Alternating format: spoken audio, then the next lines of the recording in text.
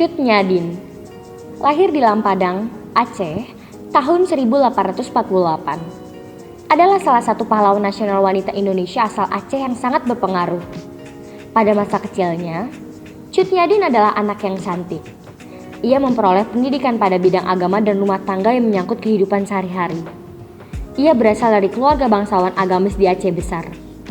Ketika usianya menginjak 12 tahun, Cut Nyak-dien menikah dengan Teuku Cek Ibrahim Lawangga yang juga berasal dari keluarga bangsawan. Pada tanggal 26 Maret 1873, Belanda menyatakan perang kepada Aceh. Kemudian pada tanggal 8 April 1873, Belanda di bawah pimpinan Johan Herman Rudolf Schouler berhasil mendarat di pantai Cioremen dan langsung menguasai Masjid Raya Baitur Rahman, kemudian membakarnya. Cut Nyak-dien sangat bersemangat untuk melawan pasukan Belanda, terlebih ketika suaminya gugur dalam peperangan melawan Belanda.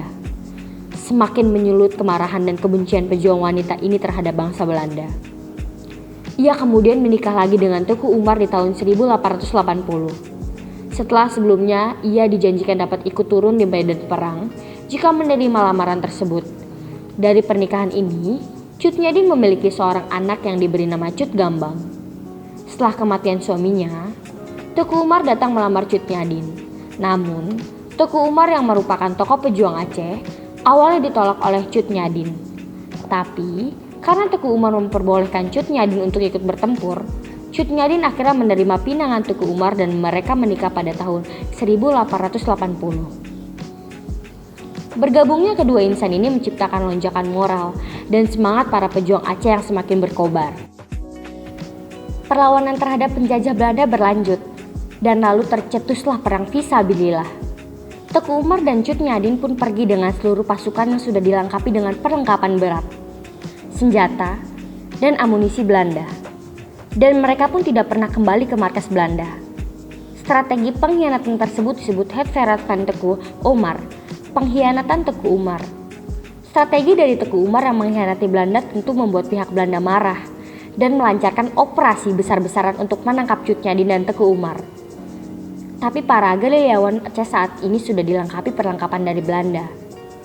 Belanda akhirnya berhasil menyingkirkan Teuku Umar. Namun, kematian sang suami tak membuat Cut Nyak-dien gentar. Dirinya tetap memimpin perlawanan terhadap Belanda di daerah pedalaman Meolaboh dengan pasukan kecilnya.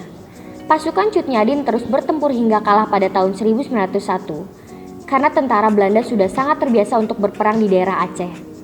Di sisi lain, Cut Nyak-dien sudah semakin tua dan kondisi matanya mulai rabun. Dirinya juga menderita encok dan jumlah pasukan terus berkurang. Bahkan beliau dan pasukannya kesulitan untuk memperoleh makanan. Akhirnya Cut Nyak-dien pun tertangkap dan kemudian dirawat di Banda Aceh. Penyakit rabun dan encoknya berangsur sembuh, tapi sayangnya Cut Nyak-dien dibuang ke Sumedang, Jawa Barat. Tepat pada tanggal 6 November 1908, Cut Nyak-dien mengembuskan nafas terakhirnya karena faktor usia.